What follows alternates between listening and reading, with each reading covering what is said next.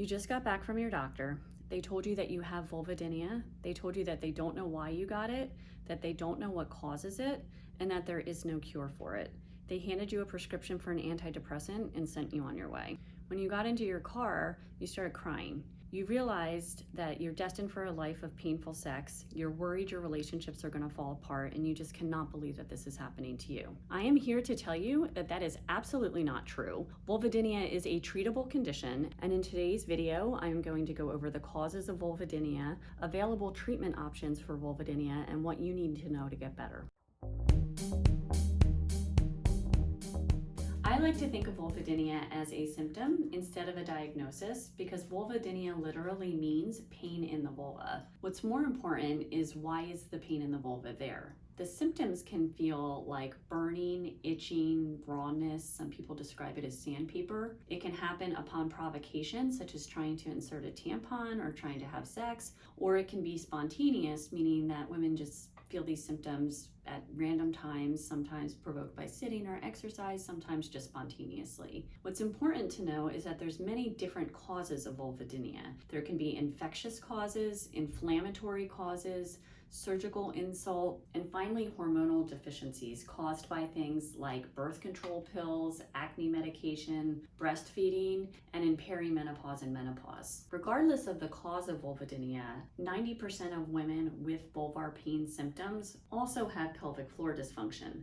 This can contribute to irritating the vulvar tissues as well as being a source of pain by itself.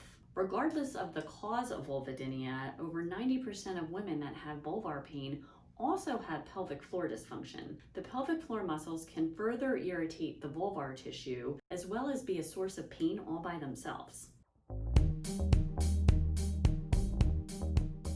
Every woman's treatment plan for vulvodynia is going to be slightly different based on the individual causes of why that woman developed vulvodynia. So in general, most treatment plans are going to include a combination of appropriate medical management and pelvic floor physical therapy. Appropriate medical management means really taking a deep dive into the causes and addressing those things. If someone's experiencing repetitive yeast infections, repetitive urinary tract infections, or recurrent BV, we need to know why, and we need to address that medically. While the specific medical causes of vulvodynia are being addressed, women also need to undergo pelvic floor physical therapy to help restore normal vulvar tissues, pelvic floor muscle tone, and regain control of their pelvic floor muscles. In addition to the medical management for vulvodynia, women will undergo pelvic floor physical therapy to help restore normal mobility to their vulvar tissues, normal tone to the pelvic floor muscles, and help them regain motor control of their pelvic floor. If you've been diagnosed with vulvodynia or if you think you have vulvodynia, you need to find a pelvic floor physical therapist who can help. I've included resources in the description below to allow you to be able to do this. Typically, most pelvic floor physical therapists work with and collaborate with medical providers that can help with the medical side of the diagnosis. Women who get treated with medical management as well as physical therapy will get past their vulvar pain symptoms. Pelvic pain is way more common than people realize, so if you are struggling with pelvic pain symptoms, I want you to know that you are not alone.